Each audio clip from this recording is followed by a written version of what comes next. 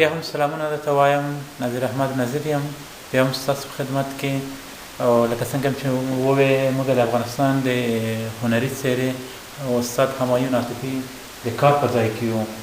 استاد راته ووایي چې کابل کې هنرونو پوهنځی لوسته ده او دلته مې یو کال اکاډمي لوسته ده، اوس کارونه کوئ. اوس هم د زده کړې کوم پروګرام لرئ؟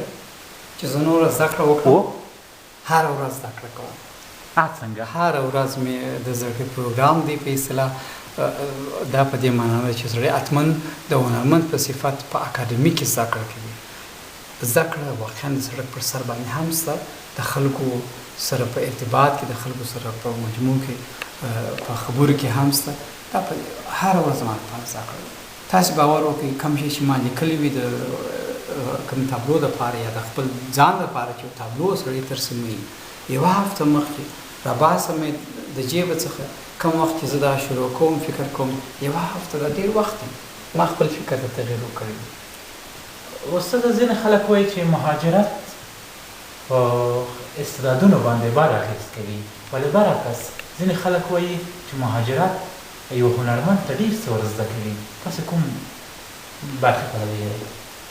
والا د بدې اغیزې طرفدار او د دې فکر جنس نه یم چې هغه به بده اغیزه وکړي په مجموع کې، خو دا به بل اغیزه کوي. دا بل اغیزه به شاید ښه او بده تعبیر شي.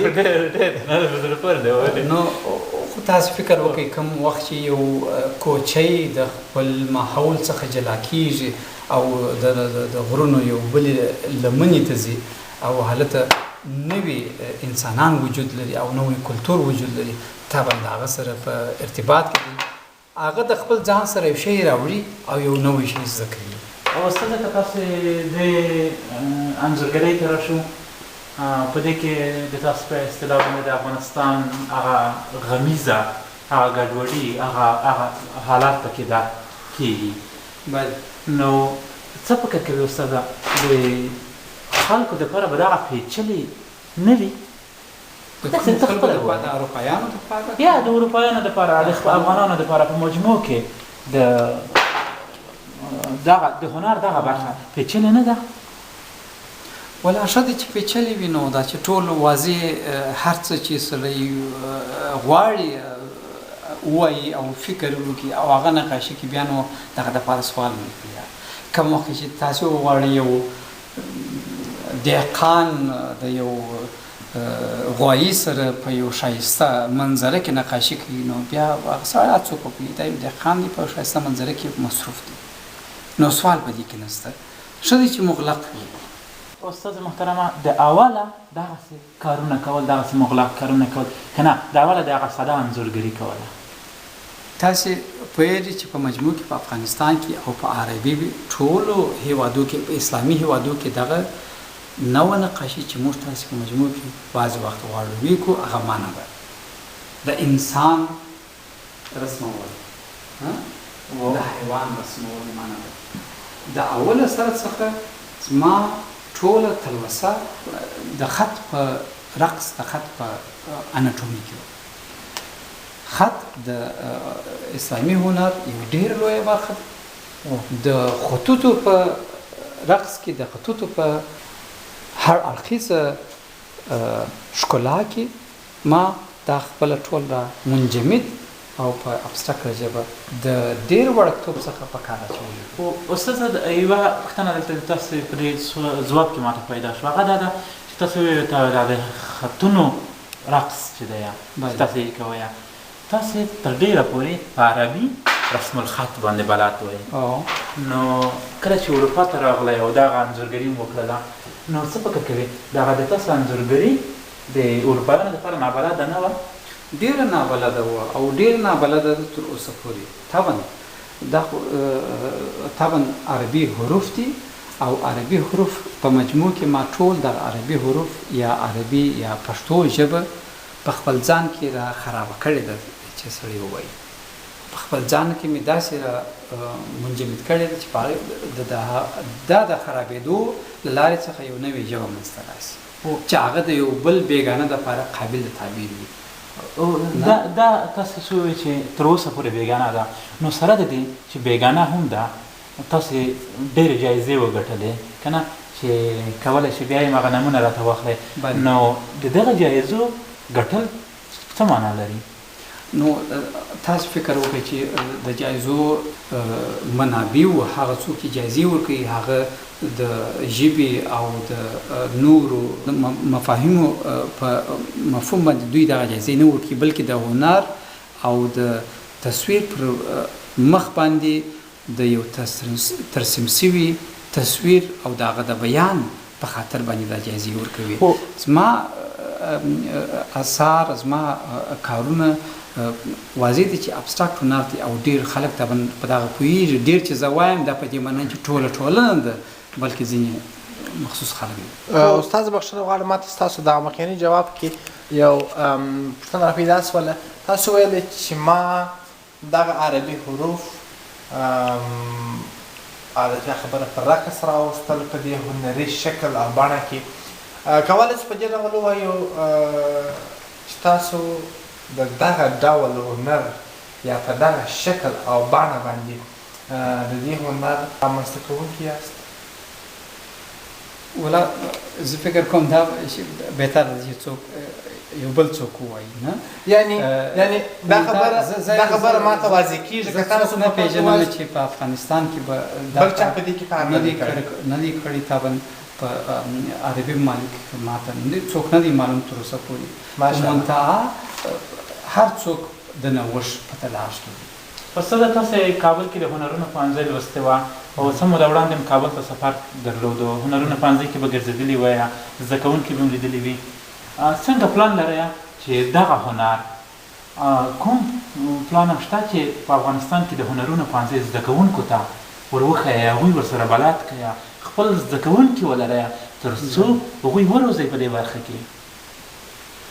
زه بعد 15 کلونو مسافرت څخه و افغانستان ته مواجه شولم، هغوی مې ولیدل نږدې څخه، ما ته بلنه راکړه سوه او په ډېره مینه باندې زه دا کار کوم. زما پلان دی چې زه د ګرافیک لویه پروژه چې هغه یو اروپایي یو خاص تخنیک دی د نقاشي یو نیمه برخه ده، دغه افغانستان ته نقل کړم.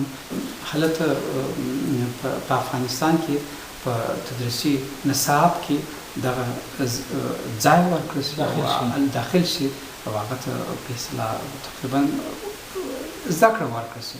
استاد یوه پوښتنه که بله هم وکړم، د هنرمند دپاره خپل چاپېریال د ده دپاره هغه د تولید توکي وي چې هغوی د هغې نه الهام اخلي او بیا یې د کاغذ پر مخ خلکو ته وړاندې کوي. ته چې دغه ځل بیا افغانستان ته وروسته د 15 کلونو ولاړلې، تا د ځان سره په خپل ذهن کې د انځورګرۍ لپاره څه راوړل؟ ولا دا په اوس په کلماتو باندې د دې انعکاسول، د دې تکثیرول، د دې ترسیمول ډېر زیات مشکل کار دی. منتها دا خبرې شاید زما په نورو کارو کې په راتلونکي کې شاید یو څه واضح سي چې منتها زه بې تاثیره پاتې نه یم، زه متاثر یم د افغانستان څخه چې بېرته راغلی یم. ځینې خلک دغه خبره کوي، وایي یو کس د ماتې سره مخ شي هنر ته مخه وکړي، هغه د زړه راز چاته داسې نشي ویلی چې هغه په خوله وویلی شي، یا کیدلی شي خلک د ده دغه افکار نشي درک کولی. په ژوند کې د کومه ماتې سره مخ شو چې هنر ته د مخه وکړه؟ ولا د ماتې سره خو زه نه یم مخامخ سوی. حتما دا نه ده چې سړی هنرمند کېږي، سړی مین وي، سړی عاشق وي، سړی محت واوسي، سړی پرابلم ولري، نه دا حتمي نه ده په مجموع کې. خو ښه خبره ده شاید دغه یو نقطه وي چې سړی هغه ته راپارېږي او د هغه په باره کې یو څه کار کوي په مجموع کې. تاسو فکر وکړئ د یو ډېر زلمي په صفت باندې زما دپاره د انسان وجود او د انسان تفکر او د انسان ارتباط یو د بل سره ډېر زیات ارزښت درلودی. هغه څه شی دی؟ د انسان ارزښت، د هغه معلومات یو بل ته انتقالول دي. د لروبر لیدونکو معجزات توریال یم. استاد تاسو ویل چې موږ په کابل کې جایزې هم اخیستې وې او دلته مو ما څه کارونه هم ولیدله.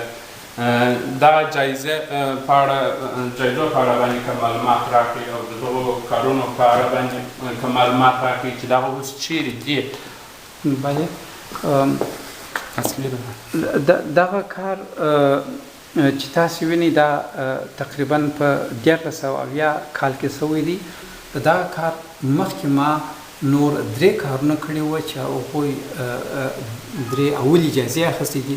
د اطلاعات او کلتور جایزې دي او یوه د حکیم ناصر خسرو جایزه ده. دا کار ما کړی و چې نوې جایزې ته کاندید کړم. دا د هغه وخت کار دی. او دا اوس فعلا په دوبۍ کې وجود لري په یو ګالري کې که ستاسې مطلب او دا کار هم په دوبۍ په ګالري کې وجود لري. دا د هغه وروسته ما کړی ده. دا د کوم وخت ده؟ د 1994 دلته ورته لیکلي دي. 94 عیسوي کال کې دا کار. دا د دې ځای کار دی. دلته چې ستاسو د لومړنیو کارو څخه چې دلته راغلي یاست. بله دا تقریبا 2 کاله د دې څخه وروسته دا کار سوی دی. دا اوس چیرې دی؟